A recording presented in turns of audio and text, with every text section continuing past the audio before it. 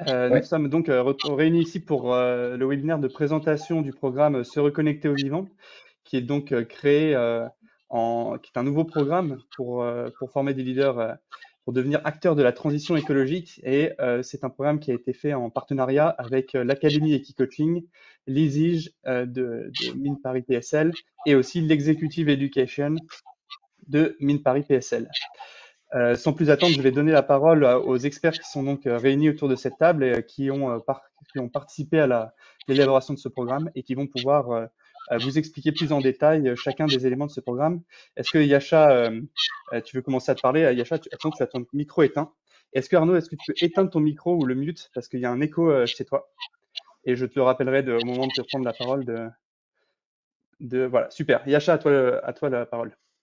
Merci Maximilien. Donc effectivement, je suis ravie d'être associée à ce projet en lequel on croit beaucoup. Donc je suis directrice d'un institut au sein de Mines Paris qui s'occupe des questions d'environnement, de développement durable en thématique de recherche et en thématique de formation. Alors, on accompagne des entreprises depuis plus de 30 ans sur ces questions-là. Super, merci beaucoup Yasha. On peut enchaîner du coup toujours à Lidige avec Emmanuel. Merci Maximilien. Donc moi, je suis Emmanuel Garbolino, je suis enseignant-chercheur à l'École d'Hymne de Paris au sein de l'ISIGE et je suis expert en biodiversité et changement climatique et je m'intéresse aux interactions entre biodiversité, changement climatique et notre société. Merci Emmanuel. Et enfin Arnaud, donc à ton tour, je t'invite du coup de reste. Bah, parfait. Très bien. Oui, bonjour, je m'appelle Arnaud Camus, je suis fondateur de l'Académie Equicoaching.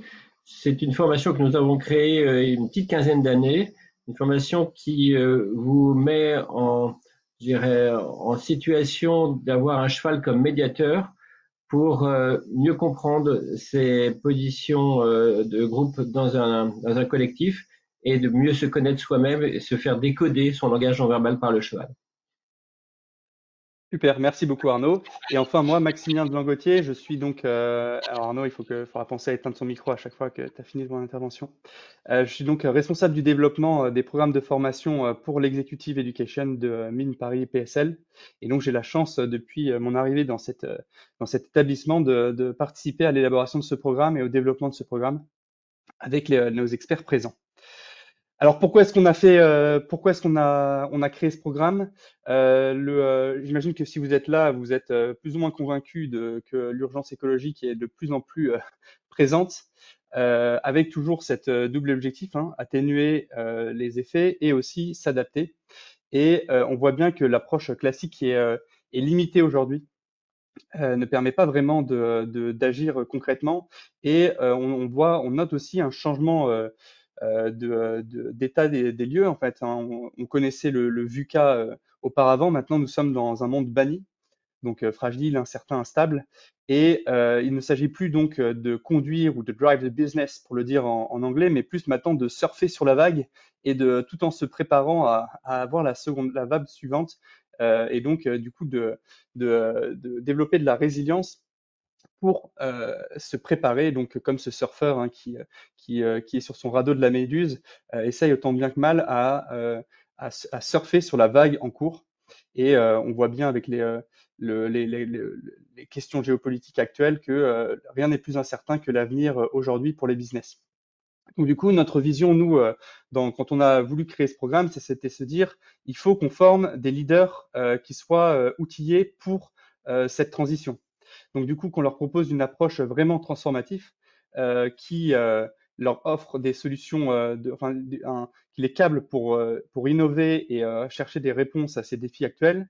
Évidemment, au cœur d'une écologie systémique, donc d'avoir bien conscience que tous ces enjeux-là sont reliés les uns entre eux et imbriqués les uns entre eux. Donc il faut évidemment avoir cette vision systémique du sujet. Et en dernier lieu, c'est essayer de développer un leadership régénératif.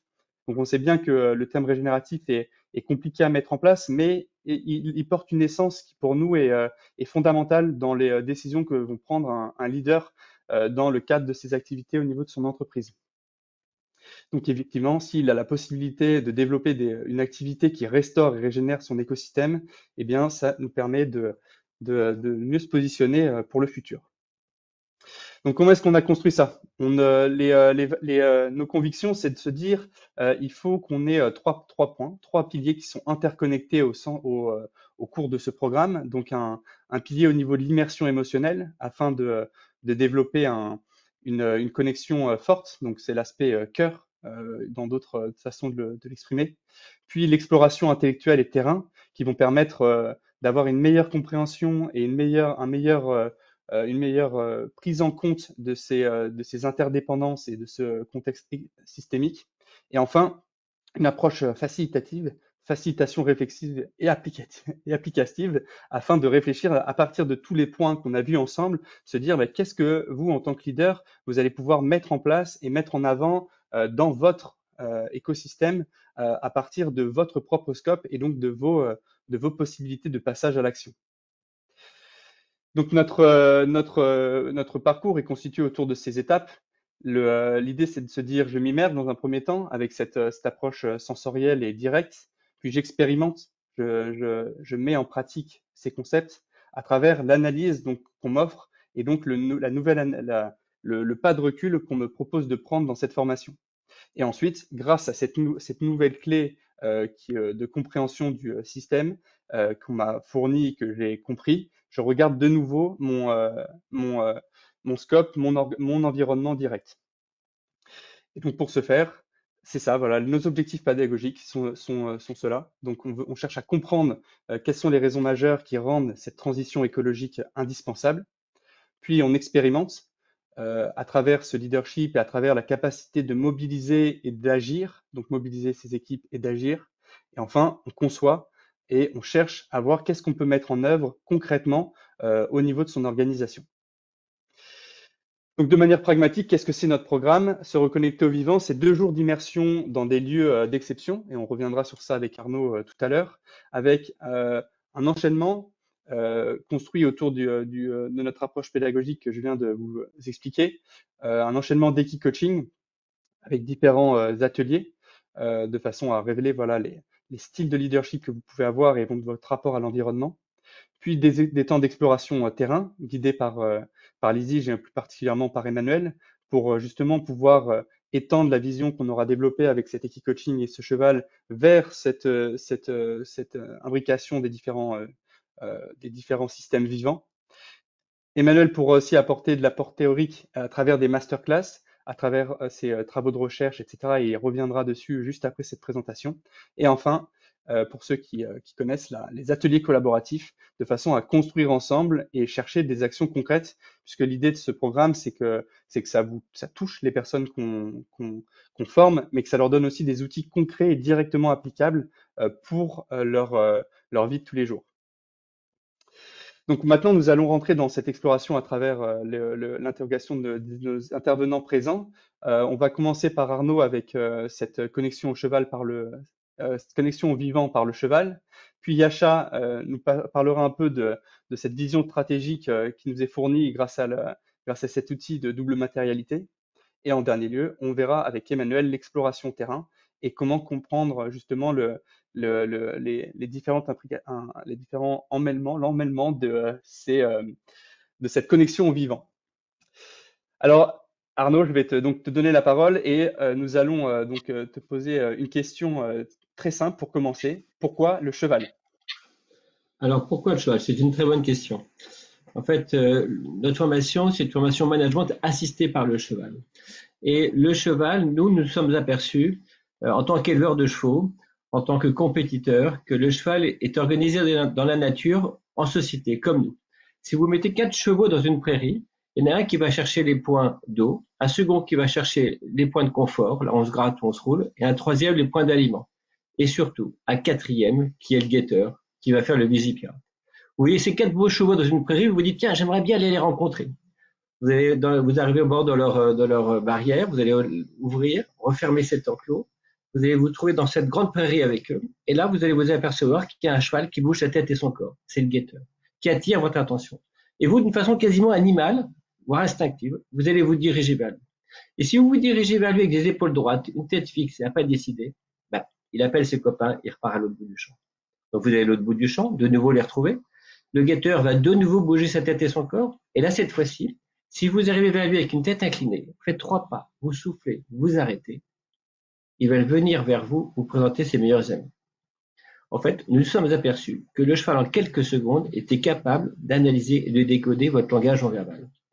Et nous sommes partis de ce constat pour travailler avec ce cheval, pour vous mettre dans un enclos, sécurisé avec lui, et que seul, pendant 4 minutes, vous allez pouvoir le faire marcher au pas, au trot, au galop, sans le toucher. Et pendant ces 4 minutes, le cheval, comme dans la nature, va essayer de voir qui vous êtes. À la suite de ça, on va pouvoir vous faire un portrait de votre personnalité psychologique ou managériale que le cheval nous aura reflété. Merci Arnaud. Et est-ce que tu peux me dire un peu plus comment, dans cette formation, donc avec un enjeu stratégique, l'Equi-Coaching va trouver sa place?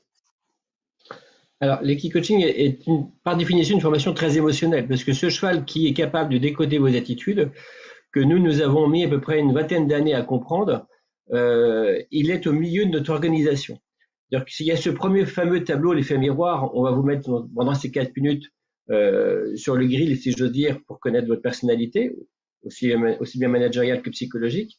Donc, vous allez avoir un portrait de vous-même sur si vous êtes plutôt gestionnaire, créatif, commercial, si vous êtes plutôt tourné objectif ou analyse, ou dans l'apathie ou dans la retenue.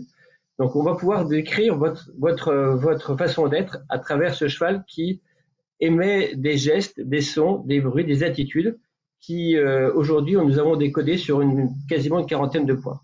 Donc, ce cheval s'inscrit dans le reflet de votre personnalité, et surtout, il est un outil, entre guillemets, je dis bien un outil parce que c'est notre partenaire, de l'évidence d'une coordination d'un groupe. Vous mettez 4-5 personnes autour d'un cheval, vous êtes en liberté autour de lui, et vous allez devoir le faire marcher à travers des plots, des barres, des différents obstacles qu'on aura construits dans le manège, mais sans le toucher. Et vous allez vous apercevoir que si vous n'êtes pas à votre bonne place, le cheval n'avancera pas. Donc c'est un cheval ce médiateur va vous obliger à vous coordonner, à vous faire parler ensemble, à trouver, à essayer si vous devez être plus être leader, être sur les côtés, avoir la vision, être derrière. Donc ce cheval pour nous est un révélateur totalement efficace et sans mentir de votre bonne place, de votre bon positionnement dans un collectif. Voilà, donc le cheval permet donc de naviguer à travers ces 3 points qui sont exposés sur la slide. Donc d'abord une réflexion au niveau personnel, puis organisationnel. Donc moi, mon poste au niveau de mon organisation, et enfin systémique. On va réfléchir à comment l'organisation va pouvoir avoir sa place dans ce système complexe. Dernière question pour toi, Arnaud. On a parlé de lieux d'exception. Est-ce que tu peux nous en dire un peu plus à ce sujet? Alors, pour être dans le concept de notre formation, se reconnecter au vivant ne s'arrête pas qu'au cheval, bien évidemment. Nous avons cherché des lieux qui sont aujourd'hui exposés à la nature, exposés à ce dérèglement climatique, comme le Haras du Pin, en Basse-Normandie, sur 1100 hectares, une végétation incroyable, luxuriante, mais qui est en plein mouvement, qui est en pleine évolution et qui sera le théâtre de nos expérimentations. Nous travaillons aussi avec le château de Chambord, qui est un lieu exceptionnel, avec une prise de conscience de ce réchauffement climatique par tous ceux qui observent cette forêt. Et bien sûr, l'environnement des arbres qui ont sans doute un petit peu moins d'eau en ce moment font réfléchir sur cette évolution. Est-ce que ce sont les bonnes espèces ou autres? Donc, c'est 5000 hectares de parc de Chambord sera aussi un terrain de travail pour nos formations. On a aussi un autre lieu à Arles, en pleine Camargue, incroyable, un lieu où les espèces devant nous cohabitent et sont en pleine mutation parce que là aussi, il y a du réchauffement, de la montée des eaux et autres qui impliquent réflexion. Donc, quelques lieux en France sont aussi sélectionnés, mais autour de Paris, peut-être le lieu le plus facilement abordable en voiture autour de Paris, c'est le Haras de Boric, dans le cœur de la forêt de Rambouillet, qui est un lieu équestre d'une 50aine d'hectares, posé au milieu de la forêt de Rambouillet, avec cette complexité d'avoir l'urbanisation qui a grignoté, qui a peut-être accéléré par ce réchauffement d'urbanisation le décor de cette forêt et surtout les espèces qui ont évolué. On a vu beaucoup de choses bouger dans cette forêt et le Haras de Bory est un théâtre parfait pour l'explorer. Voilà, donc c'est une de nos intentions également de notre mouvement Se reconnecter au vivant, c'est aussi donc d'exposer et de mettre en avant ces lieux magnifiques qui sont aussi touchés désormais par le réchauffement climatique. Et ça donne aussi la possibilité de dire, ben voilà, ça se passe maintenant chez nous, dans notre territoire, ce ne sont pas des problèmes lointains. Et d'ailleurs, à ce propos, on a une invitation à vous faire parvenir, enfin, ce sera plutôt sous la forme d'une surprise. On vous la garde pour la fin de ce webinaire, donc restez bien avec nous jusqu'au bout pour que je puisse vous faire partager cette invitation dans un autre lieu d'exception qui n'a pas été cité par Arnaud. Merci beaucoup Arnaud. On va maintenant passer avec toi Yasha sur les questions plus stratégiques et plus de tout ce qui va être CSRD, double matérialité. On entend passer pas mal de termes techniques. Est-ce que tu peux peut-être nous offrir un éclairage sur tous ces points-là? Merci beaucoup. Bah oui, avec plaisir, Maximilien. Donc, comme on a dit, l'idée, c'est d'avoir différents piliers dans la formation pour que vous puissiez devenir acteur de la transformation de votre organisation, entreprise ou autre organisation en vous appuyant, en vous reconnectant davantage au vivant. Donc, moi, je vais plutôt parler de la stratégie d'entreprise et qu'est-ce que vient faire toutes ces notions-là. Donc, effectivement, lorsqu'on a beaucoup parlé de la CSRD, on a beaucoup parlé de double matérialité. Alors, la double matérialité est une idée fondamentale qui dépasse bien le cadre de CSRD. Donc, c'est l'idée que une structure, une organisation, une entreprise a un impact sur son écosystème et l'écosystème a un impact sur cette organisation, sur la santé de l'entreprise ou de l'organisation. Et donc, cette idée de double impact est donc traduite dans la double matérialité, mais c'est vraiment une idée fondamentale qui nous paraît extrêmement important d'illustrer. Et donc, je renvoie sur Emmanuel pour rentrer un peu plus en détail sur ça. Par ailleurs, il faut savoir aussi que dans les différents impacts environnementaux, il y a également des interactions entre les impacts environnementaux. Le changement climatique peut avoir un impact sur la biodiversité qui ensuite peut avoir un impact sur votre entreprise, par exemple. Donc, si vous n'êtes pas directement impacté par un impact environnemental, vous pouvez l'être de manière indirecte. Donc, il est indispensable, si vous voulez avoir une stratégie un peu résiliente, un peu tournée vers l'avenir, d'avoir cette vision systémique. Donc ça, c'est un des objectifs clés de cette formation, c'est de vous permettre de développer cette vision systémique, aussi bien donc l'interaction de l'entreprise avec son environnement dans les deux sens, donc inside out et outside in, mais également les interactions entre les différents impacts. Et super, merci pour ces éclairages, Yasha. Et donc, du coup, est-ce que tu peux nous dire peut-être un peu plus de comment est-ce que cet outil, donc c'est qui peut être au-delà de cette dimension de reporting, devenir une boussole et comment est-ce que ça peut être utile aux leaders des entreprises?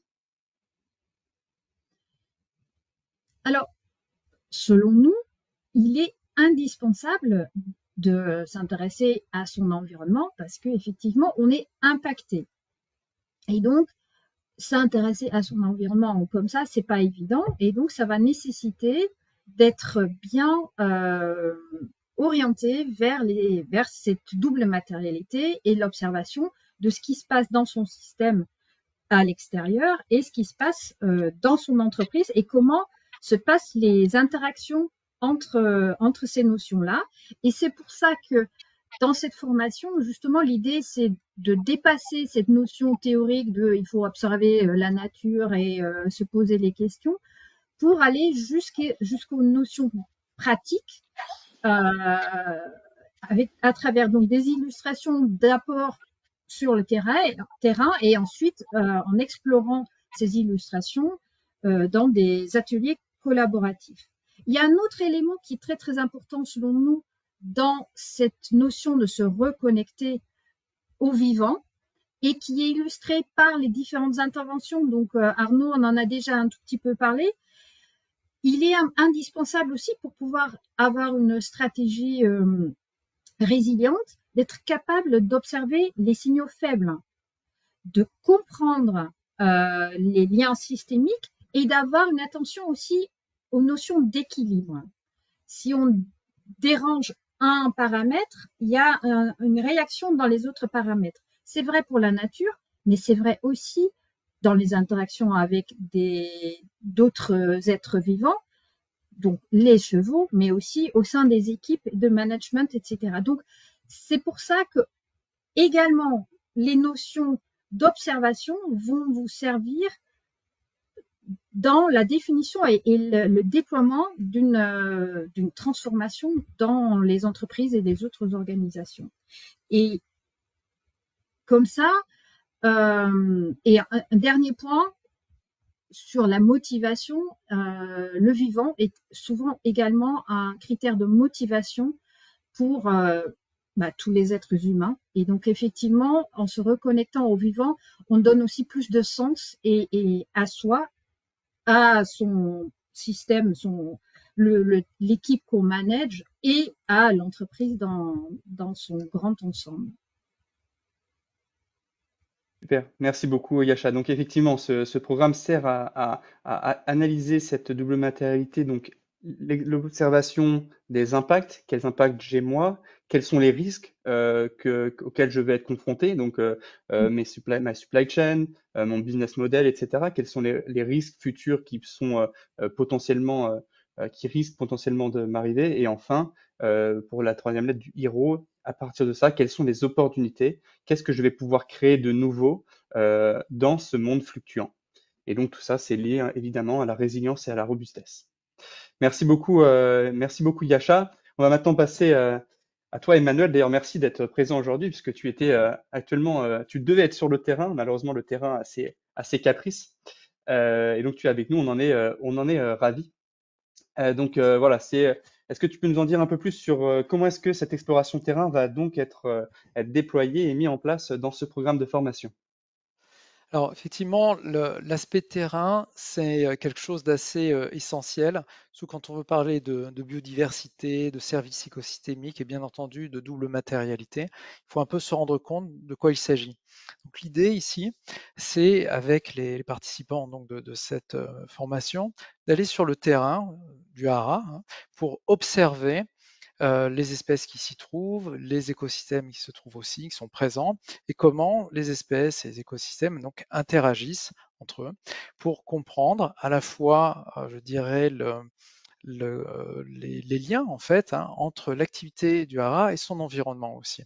Et pour faire cela, on va aussi utiliser, comme le font tous les écologues quand ils vont sur le terrain, on va utiliser l'ensemble de nos sens. C'est-à-dire on va observer pas avec nos yeux, mais on va aussi écouter. Et on va certainement sentir des choses pour vouloir bien identifier les espèces et les différents types d'habitats et de milieux que l'on a en présence. Donc ça, c'est un point très important. Ça nous permet vraiment de nous reconnecter, bien entendu, au vivant et aussi de comprendre qu'est-ce qui se passe. Et donc, du coup, est-ce que tu peux nous dire un peu plus quel est le lien avec cette double matérialité que vient de reprendre Yasha dans son explication? Alors, en effet, comme l'a présenté Yasha, la double matérialité, on entend à la fois les aspects impact et les aspects dépendance que l'on peut avoir vis-à-vis d'un enjeu, notamment ici, c'est la biodiversité. On va, après être allé sur le terrain, avec ce que l'on aura observé, ces informations-là, on va donc commencer à réfléchir sur quelle est, on va dire, la chaîne de valeur du hara, comment cette chaîne de valeur peut avoir des impacts et aussi quelle est la dépendance de cette chaîne de valeur par rapport donc à la biodiversité. Ce qui sera intéressant, c'est que les participants vont pouvoir, in fine, extrapoler cette approche-là par rapport aussi à leur quotidien dans leur entreprise, ce qui est assez important pour qu'ils puissent ramener finalement ce que l'on va pouvoir observer sur place dans leur propre contexte professionnel. Voilà, et on retrouve donc ici le programme, la manière dont on a construit ce programme pédagogique. Donc, on s'immerge dans un premier temps, on analyse grâce à des clés de lecture qui nous sont fournies par nos experts. Puis, grâce à ces clés de recul, à ces clés de lecture, on prend du recul et de nouveau, on pose un regard sur notre situation. Donc, avec l'aide de ce regard neuf, on peut de nouveau regarder son impact au niveau de son organisation personnelle et plus largement systémique. Nouvelle question pour toi, Emmanuel, on a parlé de changement climatique. Est-ce que c'est un aspect qui s'intègre dans notre programme? Oui, complètement. Pourquoi? Parce que bien souvent, on a tendance à séparer, hein, à compartimenter les questions à la fois sur la biodiversité, sur le changement climatique, alors qu'elles sont profondément interreliées. Et ce que l'on observe, hein, ce qu'on observe par exemple autour d'un haras ou ailleurs, de toute façon, comme la forêt qui se trouve derrière nous, hein, dans notre fond d'écran, c'est pas quelque chose de figé, c'est pas quelque chose de statique. Il faut comprendre qu'il y a ce qu'on appelle des modèles de dynamique végétale, de dynamique d'écosystème, qui ont déjà été élaborés depuis plusieurs décennies, hein, par les écologues. Sauf qu'aujourd'hui, il y a le changement climatique qui montre de plus en plus d'effets importants qui ont tendance à déstabiliser ces écosystèmes et nous amènent vers des situations d'incertitude. Donc ça, c'est très important de prendre en compte parce que ce que l'on observe aujourd'hui va évoluer d'une certaine façon et on n'a pas forcément toutes les clés a priori comme ça, notamment par rapport à notre retour d'expérience ancien, hein, on n'a pas forcément d'idée précise sur la façon dont ça va évoluer. C'est pour ça qu'au cours de la formation, on va utiliser des sorties de modèles qu'on développe à l'école des mines, notamment à l'ISIGE, pour essayer de comprendre comment les milieux que l'on a pu observer au niveau du hara, hein, vont pouvoir évoluer. Et à partir de cela, on va être en capacité d'essayer de comprendre comment aussi la double matérialité que l'on a aujourd'hui, hein, risque aussi d'évoluer, aussi bien en termes d'impact qu'en termes de dépendance. Ok, d'accord, je comprends. Donc tout est vivant, tout est système et en plus tout bouge. Donc voilà, tout ça a l'air bien complexe à déchiffrer. Est-ce que Emmanuel, dernière question, tu peux nous dire comment finalement qu'est-ce que ça va apporter à l'entreprise d'envoyer ces leaders faire ces 2 jours de formation euh, dans ces lieux magnifiques? Alors, il est clair que la première chose, c'est j'ai envie de dire, du point de vue de la double matérialité liée à la biodiversité et aussi au climat, hein, c'est de comprendre donc les interactions entre ces deux éléments et aussi avec les activités de l'entreprise. D'abord, on va passer par le prisme du hara, bien sûr, pour avoir un premier cas d'étude, puis après, les participants vont pouvoir transposer ces éléments-là donc dans le cadre de leur entreprise. Et donc vont pouvoir déployer des méthodes, avoir une vision, je pense, beaucoup plus précise. Et parce qu'ils se seront reconnectés justement au vivant, ils vont le comprendre aussi autrement, parce qu'on comprend aussi on comprend les choses grâce à notre cerveau, bien sûr, mais aussi grâce à notre expérience sensible, hein. Donc ça, c'est pour ça que c'est très important aussi, hein, donc d'aller sur le terrain. Donc ça va être aussi une opportunité pour les participants de commencer à élaborer un plan pour justement soit réduire leur double matérialité ou en tout cas réfléchir sur comment ils peuvent aborder cette question-là au sein de leur entreprise pour pouvoir in fine avoir finalement des activités plus résilientes par rapport justement à l'évolution potentielle liée au changement climatique et aux impacts sur la biodiversité. Ok, super, je comprends mieux. Merci Emmanuel. Alors je vous ai pas dit au début, mais vous avez un onglet qui vous permet de poser des questions. Et comme nous allons bientôt rentrer dans un temps de questions-réponses, je vous invite à l'utiliser si jamais vous avez une question qui vous passe par la tête. Donc pour résumer, notre parcours, il est vraiment créé pour les leaders, pour leur donner des clés pour être actifs, pour être acteurs de cette transition, et donc à travers 3 points, donc la compréhension au niveau de cette complexité, avoir une meilleure connexion au vivant et donc une meilleure appréhension de ces enjeux systémiques complexes. On leur donne la possibilité d'expérimenter, donc de vivre une transformation personnelle, puis progressivement de l'étendre pour voir au niveau de son périmètre direct, donc moi dans mon organisation, mon scope, puis enfin de l'étendre au dernier point, donc au niveau systémique, mon organisation, comment est-ce qu'elle prend sa place dans ce système complexe, incertain et fluctuant, et donc derrière, comment est-ce que en tant que leader régénératif, je suis capable d'agir et donc de concevoir et d'initier des actions stratégiques qui vont, en plus de me permettre d'atténuer, si possible, les effets, différents effets du changement climatique, et on parle de biodiversité également, mais donner des clés pour trouver des solutions d'innovation durable et des clés d'adaptation face aux fluctuations incertaines du monde à venir. Dans les bonnes nouvelles, nous sommes tous ici organismes certifiés Calliope, qui donc évidemment pose des garanties de qualité de la formation. Et enfin, gros point, c'est que donc la FSE, le Fonds social européen, le FSE, donne la possibilité, en passant par les OPCO, de financer cette formation jusqu'à 50%. Donc c'est quelque chose qu'il faut utiliser, sachant que, comme vous le savez, toutes ces normes politiques sont votées tous les ans. C'est des choses qui, quand l'opportunité existe, et il faut la prendre, puisque l'État aussi a son rôle à jouer dans l'aide à ce que les entreprises fassent cette transition écologique. Voici pour la présentation. On va prendre quelques questions. Alors, est-ce que nous en avons? Nous n'en avons pas trop, donc je vais moi poser quelques questions. Est-ce que... Laissez-moi juste revoir. Je vous Moi, laisse j'en une avais minute une. si vous voulez. Ah, t'en as une. Vas-y, Emmanuel. Oui, j'en ai une, simplement parce que j'ai partagé donc le fait que je participais à cette formation à mon entourage, et j'ai une question assez générale et qui, je pense, est intéressante. Des amis m'ont demandé si finalement les chevaux qui intervenaient étaient des chevaux qui étaient dressés, hein. Alors, je leur ai expliqué les choses, mais je pense que Arnaud, tu es nettement mieux placé que moi pour aborder ce point-là.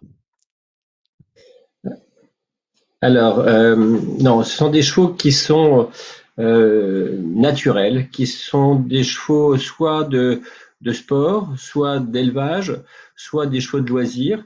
Dans la sélection que nous mettons en place pour ces formations, on recherche des chevaux qui sont bien dans leur tête, qui sont bien soignés, où il y a une bienveillance animale du quotidien vis-à-vis d'eux.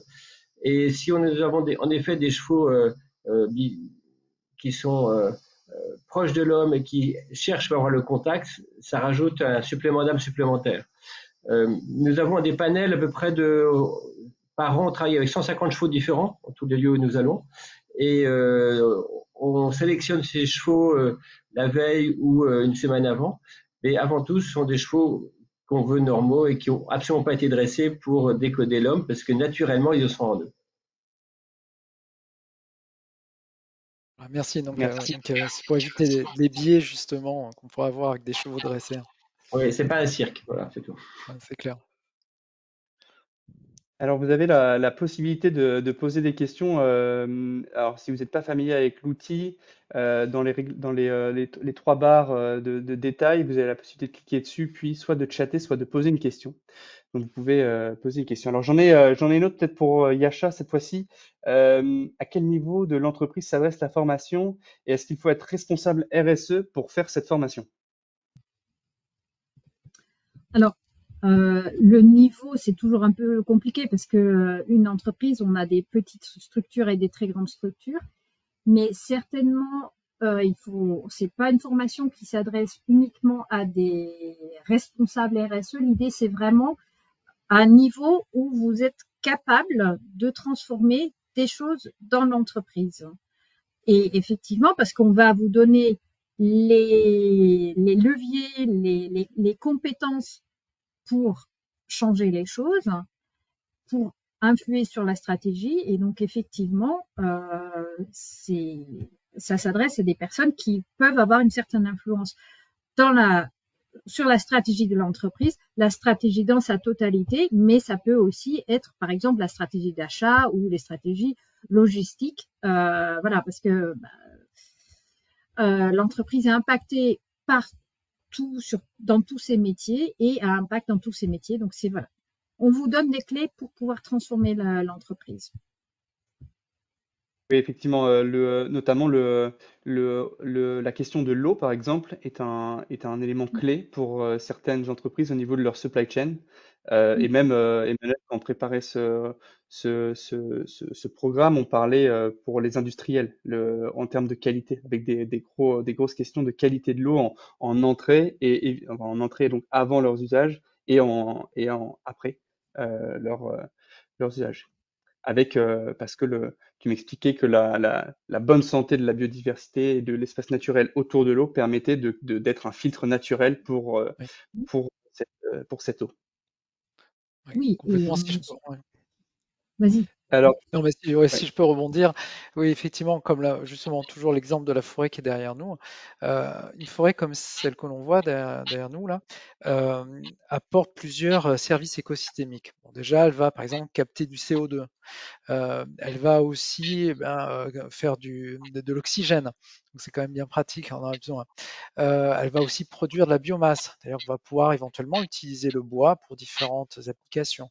Et in fine, par rapport à l'eau, elle va aussi avoir un rôle assez intéressant parce que grâce aux racines notamment, elle va pouvoir maintenir le sol, elle va pouvoir aussi filtrer un peu l'eau qui s'infiltre justement dans le sol et elle va permettre de retenir dans une certaine mesure des éléments, notamment ça peut être des éléments organiques ou voire des métaux lourds, des choses comme ça, qui peuvent altérer parfois la qualité de l'eau.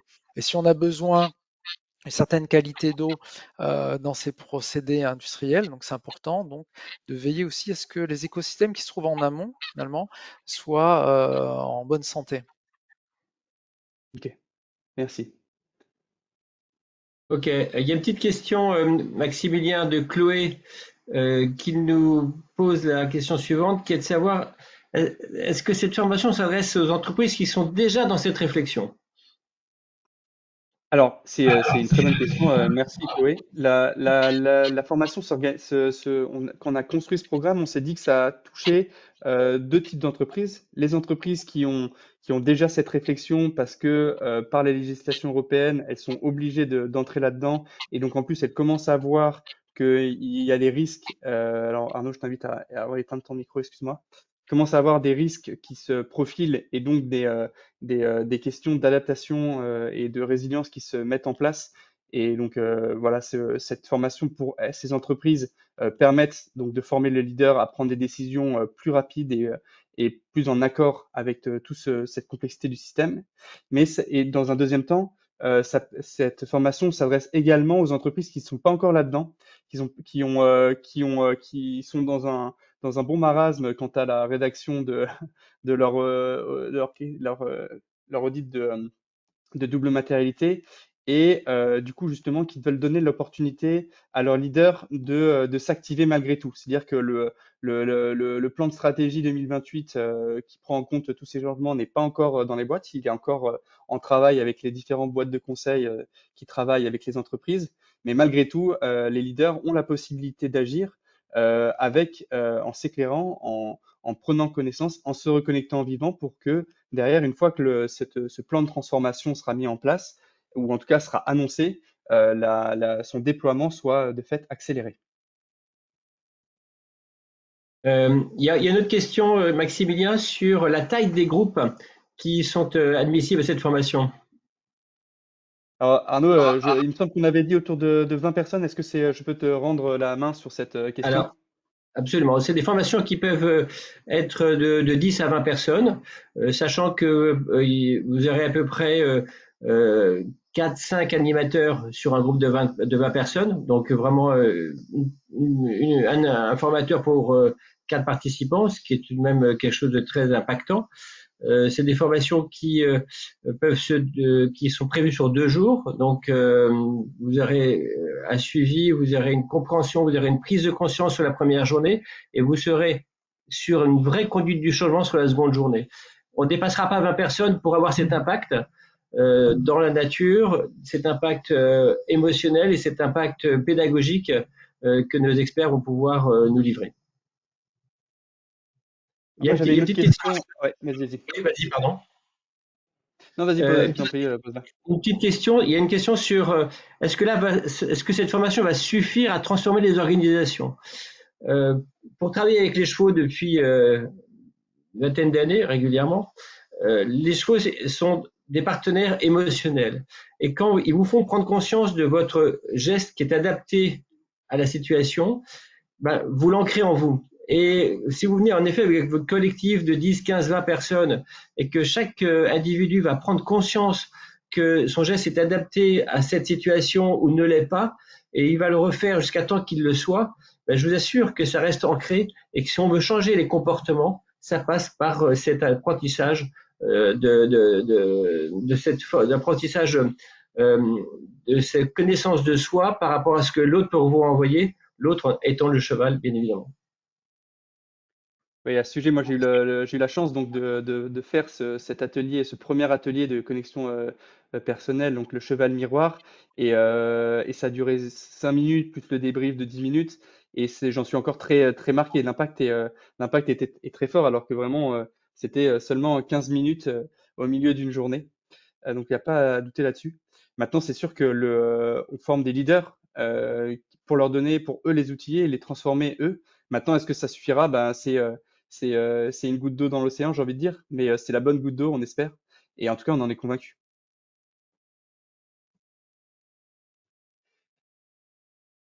Moi, j'avais une petite question supplémentaire pour Emmanuel sur tout ce qui est masterclass, etc. Sur quelle approche académique est-ce que ce programme repose?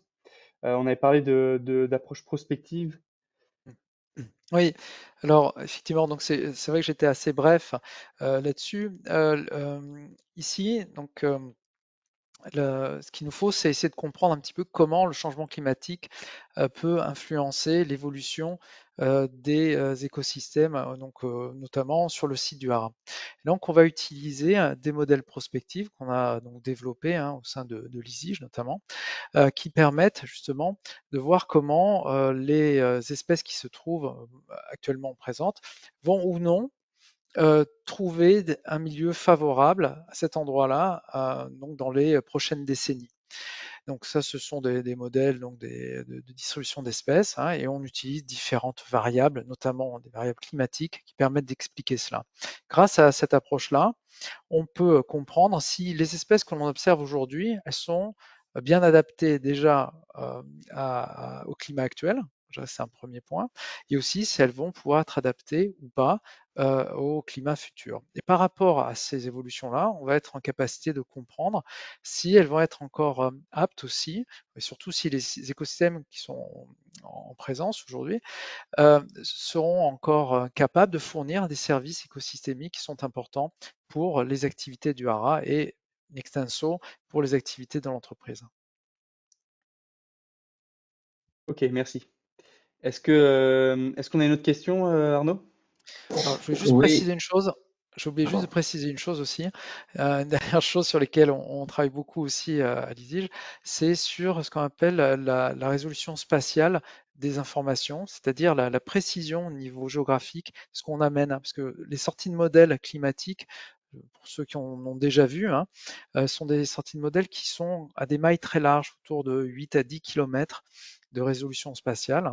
Et nous, on travaille avec des modèles très très fins qui sont autour d'une trentaine de mètres, qu'on a développés nous-mêmes pour pouvoir vraiment apporter une grande finesse, je dirais, d'analyse de ces impacts du changement climatique d'un point de vue local. Ça, c'est très important aussi de le souligner parce que ça nous permet de mieux comprendre comment les choses vont évoluer dans le futur.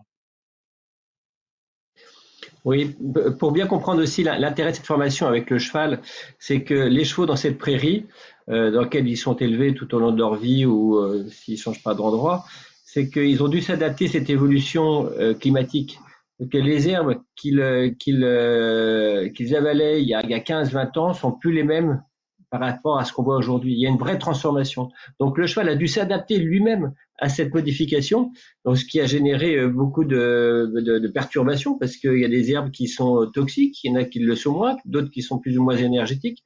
Donc il a fallu être de notre part, très vigilant, très soucieux de voir si c'était les bons ou les mauvaises prairies dans lesquelles on les mettait et voir repérer les herbes ou les plantes qui étaient les plus toxiques pour eux. Donc cette évolution, elle est par le fait de mettre ces chevaux dans ce contexte, vous fait prendre conscience, en tout cas par les chevaux, mais par ricochet sur vous-même, que cet environnement fluctue, bouge et est très impacté par ce dérèglement climatique.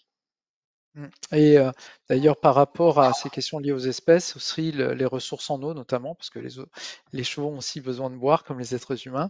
Et là aussi, on va se poser des questions par rapport à la ressource en eau, puisque on a capacité de modéliser aussi l'évolution de cette ressource. J'ai une dernière question. Est-ce que ça marche si on ne connaît pas les chevaux? Alors, absolument. On forme à peu près 700 personnes par an. Et sur les 700 que nous avons, il y en a peut-être 650 qui ne connaissent pas les chevaux et une grande partie qui les ont vus à travers une barrière, en tout cas qui ne les ont jamais caressés. Et les chevaux que nous avons sélectionnés, c'est des chevaux qui sont accessibles, qui sont proches de l'humain et qui vous permettent de prendre contact avec bienveillance sans stress. Alors on est toujours là, nous on est des experts de ce monde animal, experts de l'analyse des chevaux, on a la capacité de pouvoir repérer les signaux faibles que les chevaux nous envoient si jamais ils étaient un peu énervés ou contrariés. Donc ça vraiment, la personne qui ne connaît pas les chevaux risque de sortir de nos formations avec un vrai coup de cœur. Parfois, il nous est arrivé qu'on nous a demandé si nos chevaux étaient à vendre, tellement cet impact avait été puissant. Ok, merci. Alors je vais avancer pour vous dévoiler la surprise puisque je vous l'ai annoncé tout à l'heure et donc il faut bien qu'elle arrive.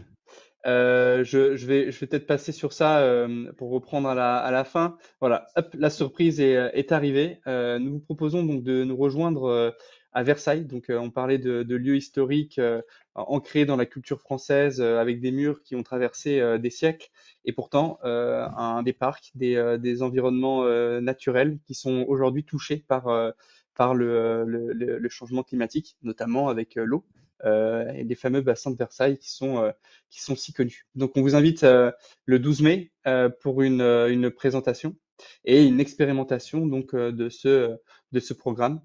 De ce programme. Je vous invite pour ce faire à flasher ce petit QR code puisque nous sommes limités en nombre de places. Donc n'hésitez pas à vous y inscrire dès maintenant pour pouvoir conserver votre siège. En attendant que vous inscrivez, peut-être qu'on peut faire un petit mot de la main. Alors Arnaud, est-ce que tu voulais, je vois que tu voulais ajouter quelque chose? Oui, lors de cette démonstration le 12 mai qui aura lieu à l'auditorium du château de Versailles, puis dans les parterres du bassin de Neptune, nous allons venir avec des chevaux pour faire une démonstration du cheval connecté, du cheval miroir et du travail en équipe. Donc, je vous incite vraiment à vous inscrire parce que dans ce cadre de Versailles, ça prend encore une autre dimension et vous n'allez pas rester insensible à ça. Alors peut-être un petit mot de la fin à Emmanuel, Yasha, Arnaud. Alors, je commence. Donc, je pense que oui, un des aspects marquants, je dirais, de cette formation, hein, c'est vraiment de se connecter ou voir se reconnecter à la nature pour vraiment comprendre ce que c'est que la biodiversité. On entend beaucoup de gens parler de biodiversité, justement, de matérialité, mais finalement, ils n'ont peut-être pas forcément une compréhension forcément très fine de ce que c'est. Et je crois que ce sera vraiment une bonne occasion, hein, cette formation pour pouvoir justement mieux comprendre, toucher du doigt ce que c'est que la biodiversité, hein. Donc ça, vraiment, je pense, l'expérience de terrain, quelque chose de vraiment, je pense, très important, qui va aussi, je l'espère en tout cas, vous marquer, et vous faire comprendre aussi les enjeux de la prise en compte de cette double matérialité. Merci Emmanuel. Est-ce que Yasha, tu peux prendre la suite sur ce mot de la fin? Oui, alors donc effectivement, bon, cette formation résulte d'une vraie conviction chez nous qui est que c'est en se reconnectant au vivant et en intégrant ces principes de vivant dans les différents process de l'entreprise et les différentes activités qu'on va pouvoir définir une stratégie performante, gagnante, résiliente euh, régénérative peut-être, circulaire, mais en tout cas, voilà, nous, on pense que ça permet d'ajouter le lien qui permet de renforcer tout ce déploiement-là et de se préparer pour un avenir bah, plus engageant. Merci, Acha. Est-ce que, Arnaud, ouais. Alors, je peux vous assurer qu'après cette formation, vous ne verrez plus jamais les chevaux de la même façon. Et pas que les chevaux, la nature aussi. Vous allez vous rendre compte de votre environnement, que nous faisons partie de cet écosystème et l'objectif, c'est pas d'éradiquer le monde industriel ou d'éradiquer la nature, c'est d'arriver à cohabiter. C'est arriver à faire des consensus. Comment on peut travailler ensemble, la nature et l'homme, comment on peut équilibrer cette ascension vers le futur du monde et pour les générations qui vont prendre la suite, c'est de mettre dans la tête de nos managers, de nos dirigeants, que tout est un équilibre et que la nature nous le rendra au centuple. Et aujourd'hui, vous avez cette photo de Versailles devant vous. Certes, l'homme est arrivé, mais on est resté encore en pleine nature. Le parc de Versailles fait des centaines d'hectares et quand on s'y balade, on n'est pas dans la ruralité, on n'est pas dans une ville, on est vraiment dans un parc magnifique qui est certes entretenu, mais avec une cohabitation quasi parfaite. Voilà, c'est cette prise de conscience que vous allez pouvoir, qu'on va vous irriguer, et c'est par cette prise de conscience que la conduite du changement va arriver. Mais il faut qu'on soit nombreux à y aller. Faut pas que ça reste épisodique. Je pense que c'est un vrai mouvement, et vous voyez que cette formation va permettre justement de l'irriguer dans un maximum de sociétés et de la relayer. J'espère que la presse aussi, les journalistes pourront. On fera peut-être une session pour les journalistes pour nous aider à la faire connaître. Voilà, donc on croit vraiment que, que cette transformation passe par cet impact et donc c'est pour ça qu'on propose des formations impactantes et immersives de ce type-là. Merci beaucoup d'avoir participé. Arnaud parlait d'un mouvement qu'on espère faire grandir, donc se reconnecter au vivant. Si vous voyez passer sur les réseaux sociaux des posts qui vous inspirent et auxquels vous arrivez à vous raccrocher, n'hésitez pas à commenter, à les partager, à en parler autour de vous puisque on demandait est-ce que c'est nécessaire, est-ce que c'est suffisant? Alors oui, c'est une goutte d'eau, mais si on la fait grandir, et si on la partage, ne serait-ce qu'à deux, trois personnes autour de nous qui rejoignent à leur tour la possibilité de placer une goutte d'eau, et ben c'est nous qui formerons l'océan de toutes ces gouttes d'eau à la fin. Donc merci beaucoup pour votre participation, et on a hâte du coup de vous retrouver à Versailles pour cette matinée d'expérimentation et de démonstration du programme. Et alors, le lien du programme, effectivement, vous pouvez le retrouver, on va vous le partager par mail, puisque voilà, et vous pouvez aussi regarder soit sur le site de l'Exed Mine Paris, soit Academy Coaching. Donc, si vous tapez se reconnecter au vivant formation sur Google, normalement, il nous fait apparaître. Donc, n'hésitez pas à le retrouver comme ça. Merci beaucoup pour votre participation. Bon.